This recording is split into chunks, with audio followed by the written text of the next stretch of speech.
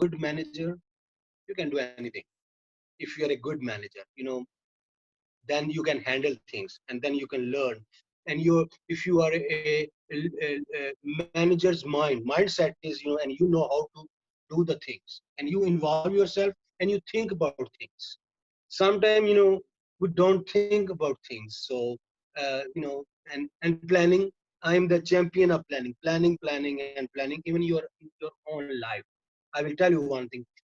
I'm not saying it makes your life perfect, but it will control the damage. In case if something happen, you will bounce back quicker as compared to the people who have no plan. So I hope you agree with me. If not, then try it. So then I work about from 97 to 2000, about 2010. So uh, then there's a meltdown in US in 2008 and 9, but it came in 2008, but it hit us end of 2009. We tried to what we were doing, we were buying all uh, our major customers were, I'm sorry, our major supplier was in China, India, and some we are buying also from Pakistan, from Egypt, from Malaysia, I think. I'm sorry, Indonesia. So even from Italy, sometime from Israel. So we were buying all these places, where the and yes, and South America. I think we bought a couple of times from Peru and Brazil. So these are raw material I'm talking about. In US, once we I put together that how many, because we are not selling directly to the directly to the, not selling, distributing. We are selling to their DCs and then their distribution.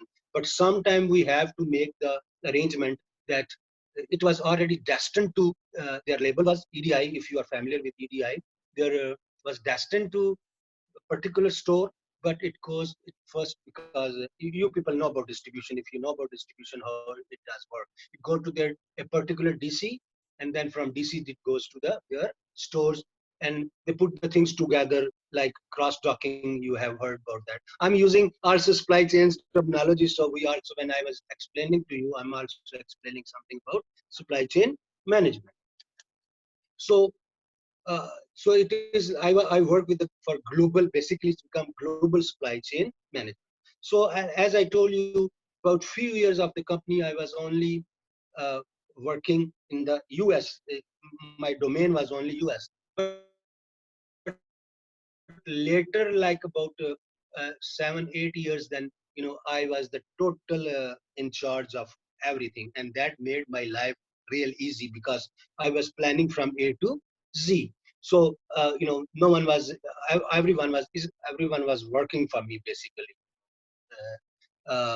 So they are working on. So for this reason, I'm saying supply chain manager is very important position. If someone give them the position, then supply chain management work. Otherwise, if it is just a tool, then I don't think it will work. I have fully authority. Only my president and vice president was on the top of me. But if I will say something, they have to, because then I will be the responsible. So uh, working in that time, it was as our learning curve is becoming better, we become better. Even I was involved in product development. So from product development till delivering the product to the uh, stores, and even customer service. If, for example, if some complaint is coming from our product, it was going to the store. Of course, if I'm selling Macy's and Macy's received some complaint from some store, they were talking to me. So I was also in a customer service, and if there's any issue, I have to solve, because in sometime they will tell me I'm the encyclopedia of this whole operation. Anything I know what happened, or how it happens, or how it could happen. So it things, and I will tell you one thing. You must be working for supply chain. It is not very easy job. I'm telling you, if you take it seriously and want to be good and excel, it is not easy. You have to think about that how you have to do that. You have to visualize, picture it from your whole supply chain should be in your, I'm, I, I like 6, 7 years, I'm not working, practically, but I know visibility and visibility is very important, and it is very difficult because in supply chain, many parties or many players are involved from supplier to supplier, and then shipping companies, and then especially we have real hard time working with the third world countries other than China. For example, in Pakistan, they were telling us, oh, I remember one time they told us that they shipped it and they send us a fake bill of lading, you know, to satisfy, but goods are not there. So I was telling them then, even I'm from Pakistan, I told my company, please don't work. It makes my life very difficult because then we have to, and I hope I know you, lot of people, maybe you have working with US. It's very tough. They are very, I'm not want to use word is cruel, but they are. If you are late one day, they will charge you so much that all profit will go in like one day today. So you should be very tough and you should be very accurate. And I'm not blaming them because their whole thing is because they are living, they are renting, they are making space. You know, they were telling us that this much space was for this your product. And if your product is not here, first we lost the space rent because they have calculated. And second, it doesn't make sale, which we have to make a profit. So these both things will go to you. You pay, or your supply will pay. Whose fault is not us? Anything. So supply chain is very difficult, and you have actually, in my opinion, you have connecting a lot of different things together and make a one picture. And every piece have different, they have their own interest, and I don't blame them because everyone is there to make money or make their thing. But I will tell you one thing. But I will tell you one thing.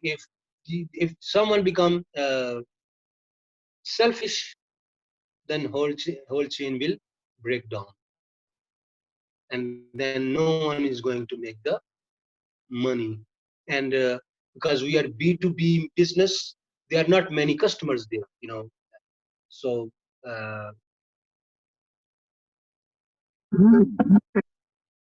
if US like $200 billion textile business, we if we sell like 1 billion, we are very small uh, portion, but for us is lot of money. For companies, lot of money.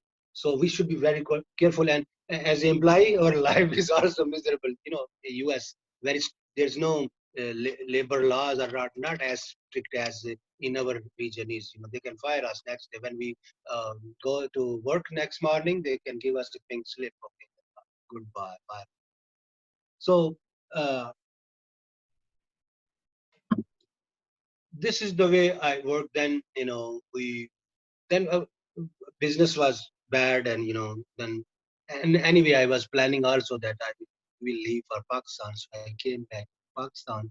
Then I kind of retired. I was not working, so and I was not planning to work. So uh, uh, then what happened? Then I start teaching, and I said I can teach supply chain management. And I know in this city, I don't know about Karachi or Lahore. In Islamabad, I was the first person who start teaching supply chain. That time for sure, this Qaidiya's university started. And then I in a couple of more universities. Then other people came in. There, there are a lot of, even my students are people who are good.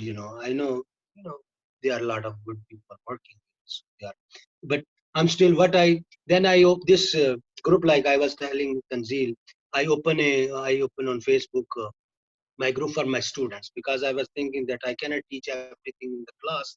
Anything I will read, and I think it might help them if they read. So I was just posting there. And then later on, I'm reading all myself too, because sometimes you don't have time. Then it is hard to research it. So I'm putting, then I'm reading it, and then so this way it started, and I started in 2015. So almost is a May, I think it's almost 5 years now. So then no, we have always. Today I was thinking we have like 39,000 people, and it's like more than 200 countries, and it is. I think number three. And the worst is the number one is in India, and they are like 5,000, and Pakistanis are like 3,500, and 2,000 or something, or 3,000 is from Bangladesh. So we have like half of the people is about 10,000 people are from these three countries. I calculated once, but I have people from all over the world from all over the world. So that, and another thing, like Tanzil told, I am, my focus supply chain management, or who are entering in the field of supply chain management. So just beginner. Sometimes they call me, they are very technical things in writing. They want, they are very technical things in writing, not doing in writing. So they do it because they have to satisfy their supervisors or things like that. But I will telling them my idea without any agitation. You like it? Okay. If you don't like it, I don't. What I think, and I always, if you read my writing, I always write in my opinion, not it. In my opinion mean I think like that. That how it should be, or how I think is like. But a lot of in this world is full of very intelligent people, and they're working, and their supply chains are very complex. Maybe people are there are like thousands of SKUs in one, and multi destinations and multi suppliers and all over the global. When I teach, for example, I was teaching about Airbus, or there is another Boeing.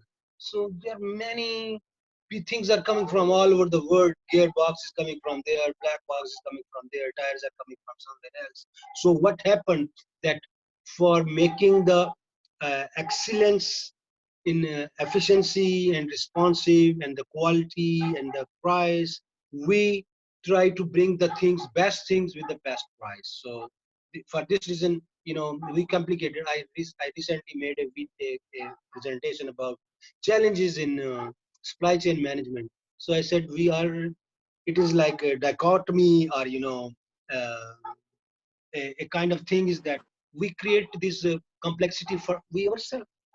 Like when we were kid, life is very simple because we are not doing anything, we are just at home.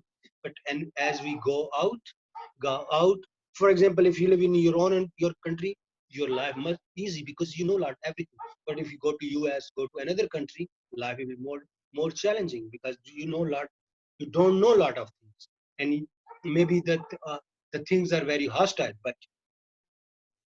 why you go? Because you think you can make more money, you can learn more. You go to foreign university because you have better degree, but when you go there you have more challenges. But this is the life is. But basically we don't sit home and don't do anything, don't accept the challenges, but we have to, because progress is without challenge is not.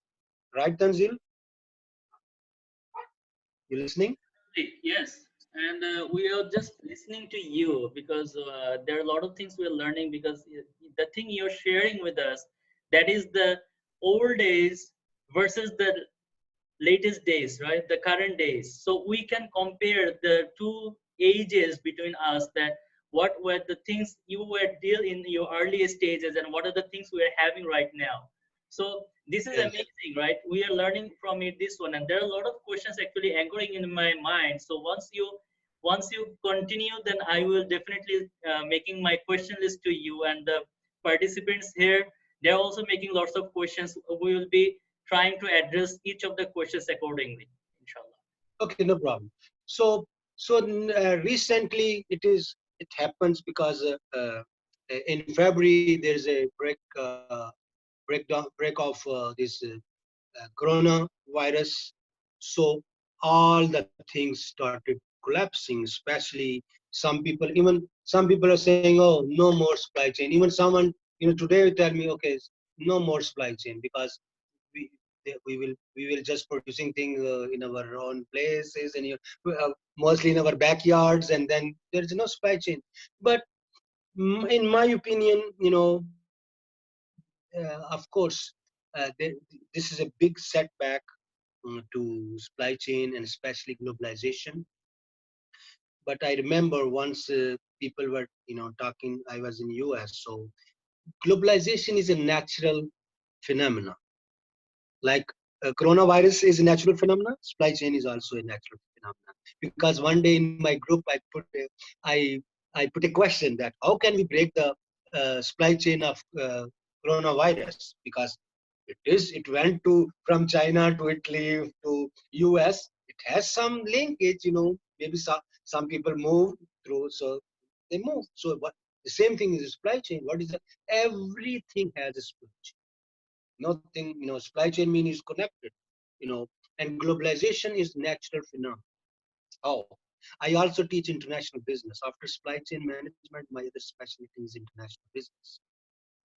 So I always give one example, and this is very natural example, that this globe is made by, we believe in Allah and a lot of people by nature, right? So this globe has everything for us, but since we draw the lines. This is US and this is Canada and this is Mexico and this is Guatemala and this is Brazil, this is Bangladesh and this is India and this is Pakistan, this is Iran, this is Saudi Arabia. So we draw the line, not the God, not the Allah. These are the line drawn by us. So something, but everyone has something. For example, we have water, we have text, we have cotton, but we don't have oil. Iranian has the oil. Neighbor, we don't have some dry fruit, but Afghanistan has something.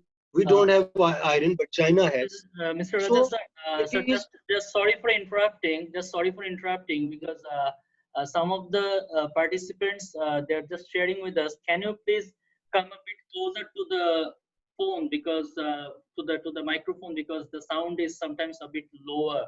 People cannot hear you properly. Yeah. Oh, okay, I'm talking real loud. My मेरे मोहल्ले वाले सुन रहे हो. My neighborhood must be listening.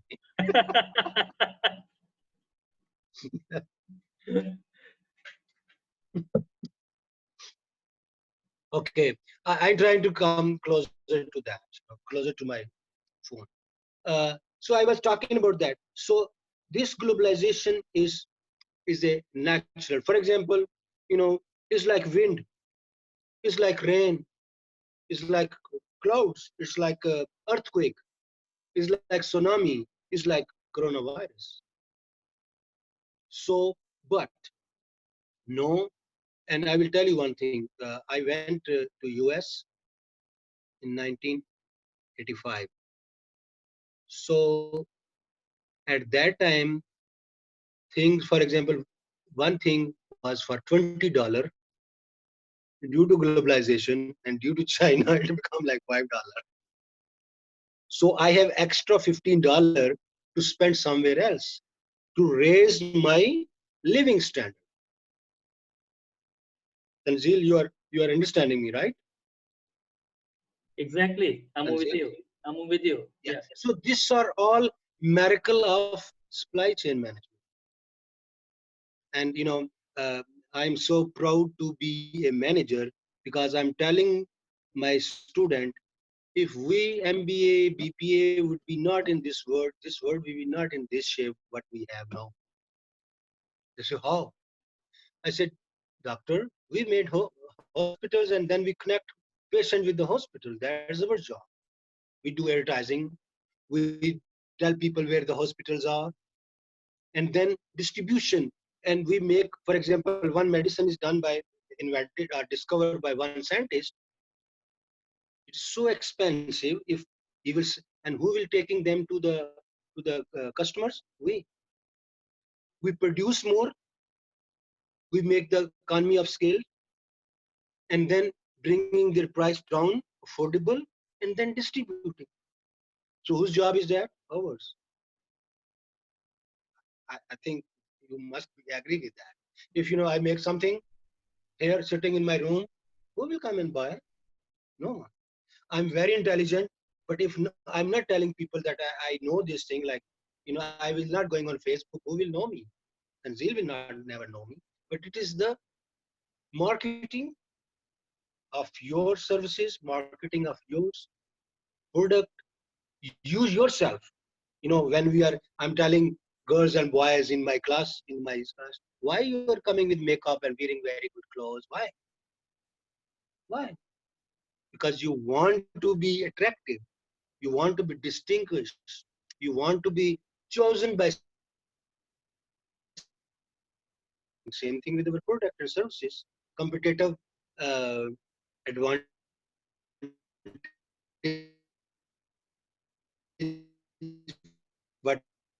we say. So we have to make and comfortable. We can get a better partner, spouse. So this is also part of our life, and we can have a comfortable life. Or one of the I'm also teaching ethics, so ethics is also we want to become a good human being too, of course, with study. No doubt about that too. So we were talking about this coronavirus. So when it came, I was, it in Pakistan it started in March. So one of my students, she's also anchor in the radio. So she said, "Sir, I want to get an interview from you about what." So I said, first thing I said, we have to make a protected corridor for this, like, because most of our things are coming from Karachi. We are in the north.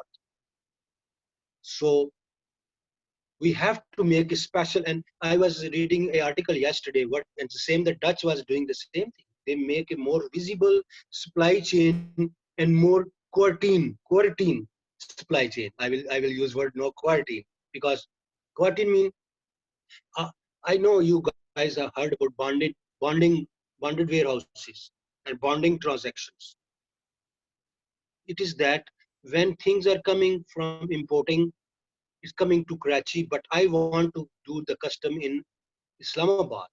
What they do, they buy a container, it is bonded, and they are special companies. They lock it, seal it, and no one can open during the transaction. If they seal it, break it, and it is like they will be get more fine, because government is depositing a lot of money of that companies. So when they come in Islamabad, they call me and they open in front of me, and then they do the custom. So this is called a bonded transaction. And then there's a bonded warehouse. Bonded warehouse mean things are yours, but it is not duty paid. So sometime what happen, you don't have money to pay a lot at once, so you keep it. Of course you're paying rent for that. So as you need, you go pay the duty or custom duty and get the money, release the money. So this way, you are making your flow better, and also using their warehouse. Of course, their warehouse is a little bit expensive than normal, because they're bounded warehouse, and most of the time they are government uh, approved bonded houses.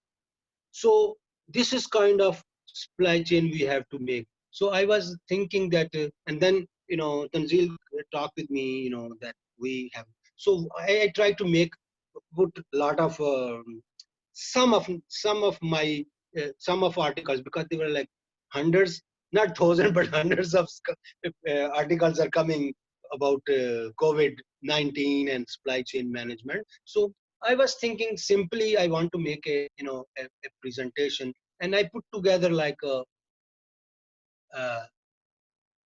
about 6-7 things, which we were expecting. And again, I will tell you one thing: it is so complicated. Things are happening. You know more than me, because you're in the field. So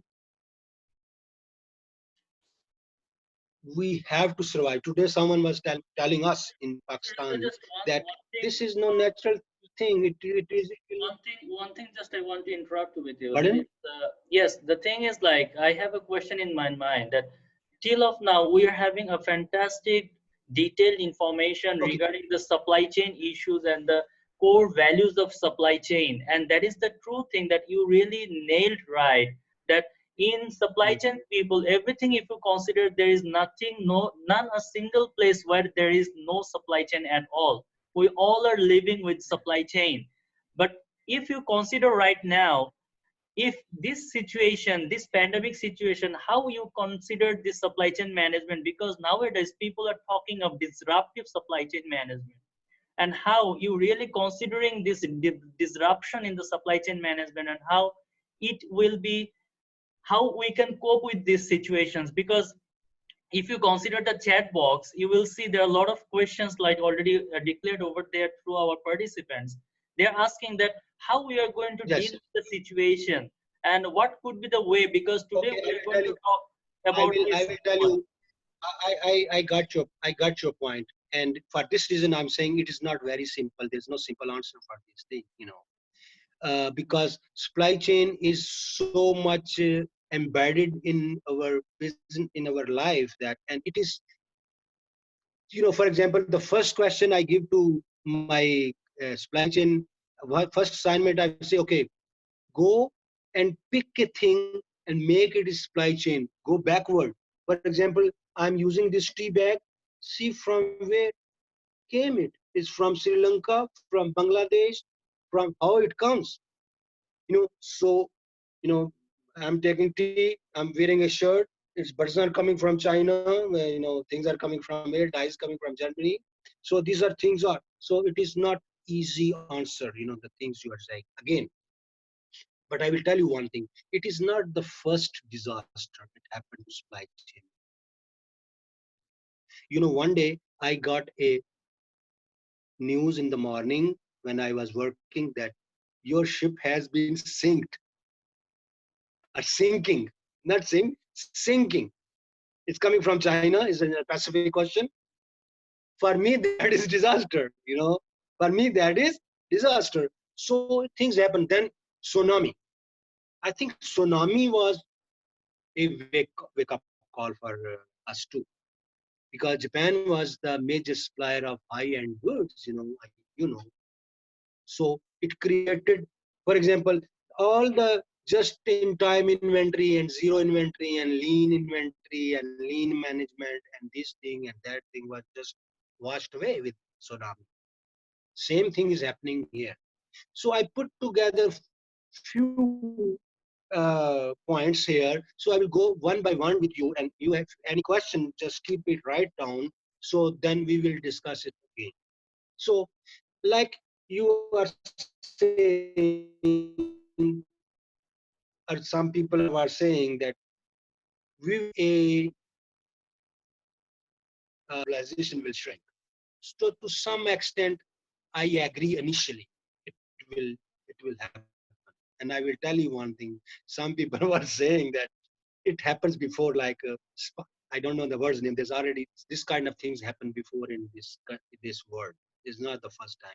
But we forget, because human being is very resilient. Otherwise, we were not surviving in some area. We survive. It is initially it will be difficulties, and of course, business model will change. Like one, I put near shoring. You have to make things close to your home, which we were already doing it. Uh, Yesterday, I have a friend from India. We were talking about self-reliance, but I'm saying you cannot be self-reliant. No, no way. Even bigger, even China needs oil from where India wants, even US wants. And I will tell you one thing: US can be more reliable than everything has given. If you believe in Allah, God has given them everything. Because I believe they have food, they have oil there. So they are, but still their import and export is almost equal or more important. That's why, because they want cheaper goods. They can produce everything there, but what they want cheaper things. Like I said, first we were buying a $10 uh, chicken share. And sometime when I was coming Pakistan, I was saying Pakistan is even vis-a-vis dollar is more expensive than US. Some things are cheaper there, even if converting into things. Why? Because there is supply chain. They are bringing in the globalization again. So what we will do? Yeah, we will bring things close to home. I'm talking about global. No, no. So it's called reshoring. Reshoring. You have heard this word before? Your word offshoring. Then we are bringing back to our shore. I mean, bringing back to our country. I'll give you example of U.S. Instead of making China, they are making. They will make things in Mexico. About 5-6 years ago, I wrote an article that why why US is not using Mexico, because according to supply chain principle, US companies should go to Mexico instead of going to uh, China. But no, then detail is that sound is breaking. Breaking is an external fact beyond control due to network issues. Depending your okay, I'm sorry. I'm trying to. Uh, so, but because Mexico doesn't, then I did the research. Why? Because Mexico doesn't have infrastructure, and I work myself too in Mexico. We we bring the fabric from Pakistan and Bangladesh, I mean India, and we took to the Mexico, and then we convert into the product, and then brought it to the US. They have NAFTA. If you heard about NAFTA, like European Union, they have NAFTA, so there's less duties. But when I went there, they are worse than Pakistan. I said it remind me my own country when I came to Mexico. It remind me my own country. So, eh, but China, I will tell you, I will give you example of how big they are. We were making a product, is called, I forgot the name. It's like we use on the sofa set and the curtains. Uh, in whole Pakistan, number of machines equal to under one roof in China machines. So how huge they are. 50 container. Pakistani owners, after one container, oh, we need money. Sir, is it called staple fiber, polyester staple fiber? Is it polyester No, staple no, no, fiber? no. No, no, it is, no, it is polyester basically, but it is something else. A curtain, we make curtains of that, and we make the comforter of that, and I will, it will come to my mind. I'm getting old. So, uh, so this is the way. So China is becoming our factory, and my one of my friend was told me once that uh, US is like a, queen bee. The bees. One is the queen bee, and the rest is the worker. And China and us are work. And even I was when I was studying there international economics. Our teacher, he was redneck. He said, "We gave you paper money. We print it. It's only the cost is the printing cost, and you give us real things. Japanese are giving us real Toyota, real Mazdas, real things. Bangladesh is giving us uh, garments. Pakistan is giving us cotton, real thing. We give them just paper." And I agree to him. And this is their main strength. For this reason, they are powerful, and they want to stay top on that. Their dollar should be stay in the strong position. So near shoring, close to home, shortening the supply chain length. That I said. Shorter it will be less complex. The longer it is, it's more. And it is not like no, it is always like that. If you go back before Corona, read the articles. Risks, longer the supply chain, more is exposure to risk. Then deglobalization. Yes, it is a big blow to globalization. So we are coming back to deglobalization. And I will tell you one thing. I wrote Just an article about. just to in line with the discussion, guys. Mr. Isra Raja is already discussing about the core factors that how to build a pandemic-proof supply chain. So if we just Yes. follow the step-by-step procedure, he is just trying to make this story so that we all will be understanding at the end of the story, we can understand how to make it pandemic-proof. So I believe that will give us so many answers of our mind. But again, there are some more questions. Don't be disheartened. We will be addressing each of the questions when the time will be No, it's coming. okay, no So just problem. just stay with us. Thank you so much. Please. No problem. Okay. So then deglobalization, like one of you guys, told me that, was telling us that there's no globalization. But again, in the beginning, it will be actually is a restructuring. It will happen some, but it will, China will be not stay the only destination. I will tell you. And I was going to tell you, they are saying the big loser of coronavirus is China and India. The big loser, though most of the companies of West are outsourcing to uh, China and India. But again, for this reason, they are very, One thing just wanted to know the big losers will be this China and India. Although the most of the countries are mostly dependent on these two countries in terms of the sources. yeah. So how come Of course, for this how reason, come saying they will this, be the losers? It's just curious mind asking you. okay, because we, for example, when we are uh, going close, because for Pakistan, China is next door. Pakistan has no issue. Pakistan has no issue with China and India, because I wrote an article about uh, a very vital position of Pakistan is that we are hand, at the hand arm length with India, the biggest country, and also China. So we can walk to them, you know, instead of going Karachi is farther than me than India. I will tell you one thing. If I go to Lahore or border, so for loser, it is already, they are losing the orders. But I will tell you one thing: they will not easily let it go. This is, no one. They will do everything. What? Why they did? They control the uh, uh, pandemic in China so quickly. Even some people are saying they are hiding a lot of information.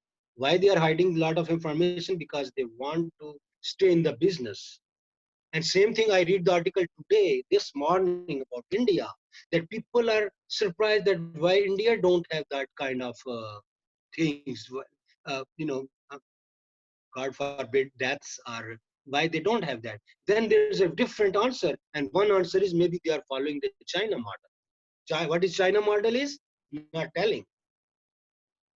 Not telling the people that. So this is the different. I'm not endorsing any of these things, but this is the thing. So deglobalization, and then migrating the manufacturing, diversification. Don't put all your egg in China, like you said. You know this way, you know uh, I will try to make some product also in Mexico. If even I am in US, I will invest more there as compared to China. Same thing, European. I was reading article. They're all, but it was already happening because Chinese So, Mr. Raja, the thing Chinese. is like there is a point that was been raised by Mr. Samir Vatnagar Yeah. from India. He just mentioned this one that although we are dependent on these things and we are like how to if we are not going to get these solutions, we are trying to get something different way in a different way.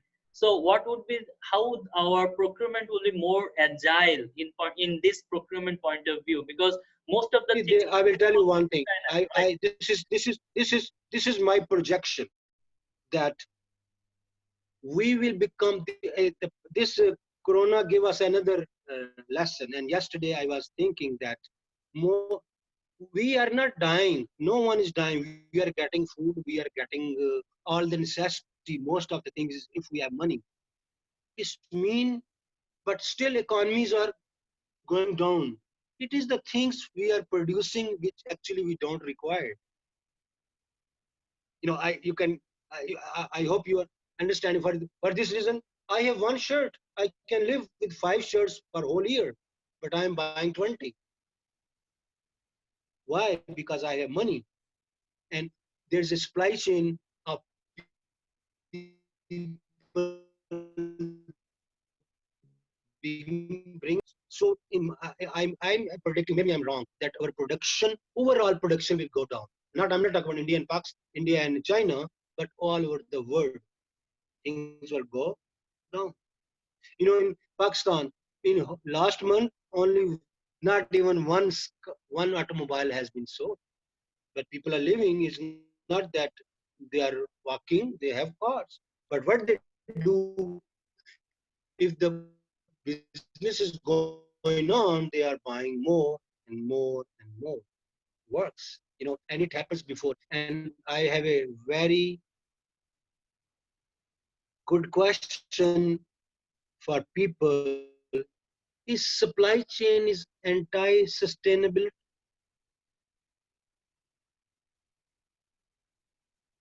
Because due to good supply chain, we are spending more. For example, I will give you a very good example of a chicken food. We have a very good KNN. If someone is from Pakistan listening me, there is a KNN chicken. It is very 100% vertical supply chain, and their case is even taught in Harvard University. So it is mean they are some. So from egg to home delivery, they are KNN. But how they do that? How much extra energy they use to deliver those frozen goods? So we are putting more stress on our resources. This is like ethical question. Just this is not business question, but I'm just putting aside. First, what was happening, and right now, when I need a chicken, I go to the bazaar. They are living in one cage. They cut for me. I bring it and I cook it. Then I got a freezer in my home or fridge. Then we start using fridge and stocking things. So what happened? We are using more resources. But again, come back to your original question. We are changing the diversification of uh, manufacturing. There I was when I was reading article, they are saying, okay, they are moving already from China to Vietnam. But in my opinion, China and Vietnam is almost same location.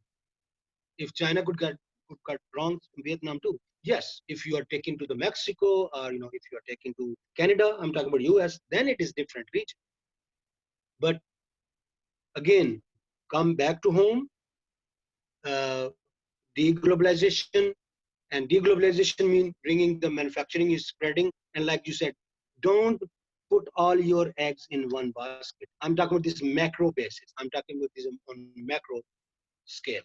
Then having more suppliers in different locations, same thing, different factories on different suppliers. So don't put your all uh, eggs in one basket. Then this is like, in my opinion, these are like macro things, and it will take time, and it will happen, and it might not happen, or it is already happening. But which next thing is very interesting is a contract. We will make a disaster become also a matrix of our supplier. In case of uh, disaster, how our supplier has reacted, how many days or what he did to bounce back. So we will, when for example, if I am going to China, they will tell us, we are the suppliers, we will do these things, we have this plan to, if a corona came, if something like corona comes, we will do these things, and we will be responsible. If we are not, we will pay the penalty. So what they will do, contract will also spell out in case of force majeure. Force majeure mean natural or unavoidable catastrophe. About expected recovery times and method during such events. I hope you understand what I'm saying. Excuse me. Yes, sir. Yes, Please sir. continue, sir. Yes, we So, all are with you. We yeah, all are with you. yeah. Yeah. So Okay. yeah. So, yeah. So, in first, it was not first. No contract was covering disaster, but no new contracts will try to cover disasters. That if in case of disaster, what they will do, like I said, how they will create a pandemic proof supply chain. How what they will do? They will do this things. They have equipment. They have shipping things which are proteins. So these are everything is they will do. Know what they are doing? China, what they did? Hundreds of companies say, okay, it's disaster. We are not responsible for supplies. And in contract, there was nothing written there. So buyers are just sitting. But next time when you go for contract to China, to Bangladesh, to Pakistan, to India, to Brazil, to Egypt, you'll say, okay, in case of this thing, what you will do, how you will cover that. So this is another thing. Then next thing is called deep mapping. Deep mapping mean company will, like I said in the initial of my lecture, uh, we will be knowing each and every partner in the supply chain. Suppliers, and suppliers. You know, I will tell you one thing. We were already doing this. For example, I am in textile or I am in polyester. So we will always look in the future pricing or the industry pricing of oil, because the polyester is a byproduct of oil, and the textile. What is happening to the largest country who are producing cotton, like India or Pakistan or Egypt? What is happening there? So if there's a drought or less rains or something happen, so it means textile prices will go up and go. What we were doing, we are going quickly and making the contract for a longer time. So these are things you have to, if you are, and it is very complicated, and it is risk also, but the rewards are also reward and risk. You go together. Higher the risk, higher the premium. That why they are, why they come to sell burger in Pakistan. They don't come to sell anything. McDonald's is everywhere in Pakistan because they So are making more money. They are selling same the burger even higher price than in Los Angeles. In Los Angeles, there's a deal. You can buy two burger for $1, but here Mr. for Raja, 150 you we can't buy. can if in that case we can say like this, there these situations actually, if we are considering the pricing and other things, that is dependent on different type of situations, and based on the situations people are actually hiking the price, and they are making their own strategies accordingly. So this is sometimes not aligned, or sometimes it's not that ethical as well, but the thing is, this is at the end of the day, that is business. So how, if we right now, there are so many blinking questions here, so can I request you, because as this is a continuous process, we will be in between our discussions, we would love to Okay, take some questions. I have two more points. I have two more points. After that, I will start taking questions because I know. So then the next is, instead of going for, maybe it will cover one of your question also. Instead of going for cost saving only, you will go for revenue assurance, not insurance, assurance. For example, I come from Los Angeles to go to China or India for the pursuit of getting a cheaper goods. So that is I'm pursuing cost saving. But what happen if they will not deliver to me? So I cannot deliver to my customers, and I will lose my customer and I will lose my revenue. So we will try to make sure that we will not lose the revenue. This is another way of thinking also, that we will make sure that we will not lose and for this reason, we will reassure, we will go to closer to our, and we will go to those factories in China which have planned in case of if something happen, they will cover. Then last and the simple one is we will maintain extra inventory, which we are, zero inventory or just in time models maybe not work. So these are the few things, macro or micro type, we will do it. You know, operation base, I'm not, that is individual to individual is different. But again, uh, another thing is, in my opinion, generally what will, I have another thing which I wrote for the smaller businesses, local businesses. It's not, I didn't talk about global. You keep the inventory of, make your depth of your SKU smaller. What that means is, hello, you're listening? Yes, we all are trying Okay, to, this SKU is, we try to make it smaller because we all try to make a linear system, right? We think of okay. lean management of our inventories and SKU levels, and we are considering the agile factors. As a matter of fact, we try to keep our things less to ensure just in time. Am I okay, sir? I didn't understand you. I was playing with the machine. Okay. Okay, say So, again, please. so so the thing is, like, we always try to keep our SKU into the minimum level because of this just in time strategy and lean management system, right? So that's so Yeah, the, yeah. not for example, in my, I have a general store. I'm give you example, retailer. So I will not try to increase the depth of. I will just keep the things, necessities things, which are very necessary. Not everything, because for everything I have to go away to get me become a more efficient way. I hope I make you understand, make my point understand. Instead of keeping 20 things, I will maybe keep 10 things, which are most, my sale is maybe the things which I'm selling 1 to 3%, I will not might sell it. That is make my inventory model more compact, less SKUs. Hello?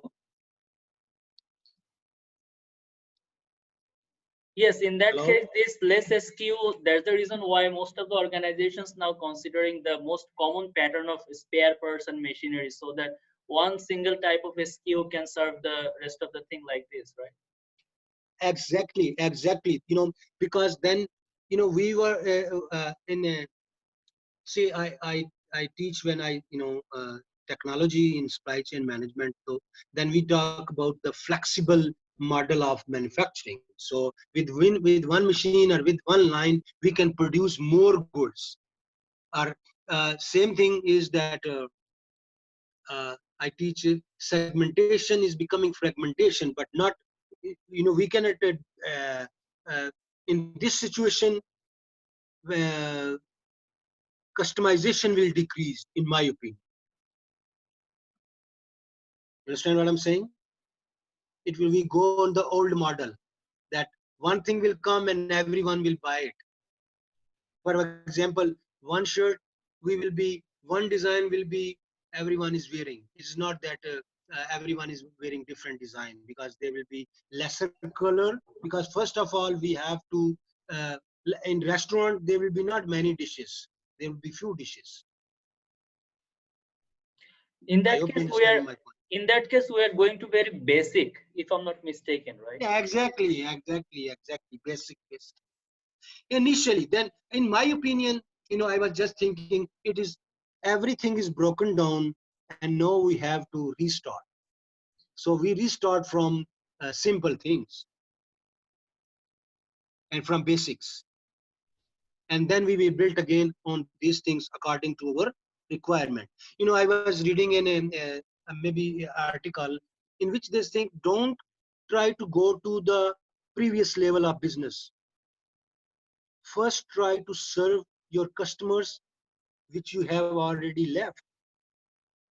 So instead of, and give them more service. Instead of giving new product to the new customers, give them the more service to those customers you have already sold the product. Yes. Hello. Yes, we are with you. Okay. So if this is the like word is like a simple, we become a simplicity. Yeah, thing is that. Yeah, Yes. in that case, one of our session, Mr. Nizar Rahman was here. He is one of the motivation speaker in Bangladesh, and Yeah.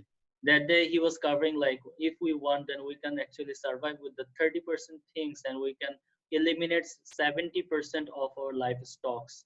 So Exactly. You know, that will this keep is us into the most basic things, and we can easily survive with those things, and rest of the things are not our needs. Those are the things are our wants. So even we can live out without the wants. Nowadays it's talking by all right now. Am I clear with it? exactly. I endorse him 100%. That's what I'm saying because, and he put even figure. He said 30% we can survive it. So it is exactly. I didn't put any figure, but he gave you the exactly percentage. So it's mean that, like I told you, we were surviving, and economies are going down. It means that 70% is not going to happen again. It will happen, but it will take time. I know people will try to do something else, and it will be restructuring of everything and new product, and maybe again it is hitting to the globalization, but I don't think so. Globalization is a natural phenomena. We cannot stop it, or uh, again, globalization was giving a lot of kick to our economies, but then for this reason, most of the economies are going down. Yeah.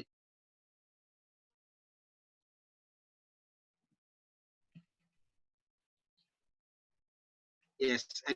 Any other question? Next question. Any other Okay. question? So if is it time to ask the questions? Because Hello. can you hear me?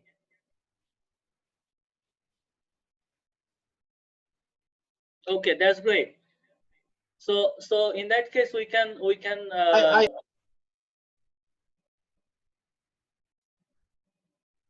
so let's go to the crowd. In that case, let me take some question from the crowd. So I believe there's the people are waiting to get some feedback regarding their queries.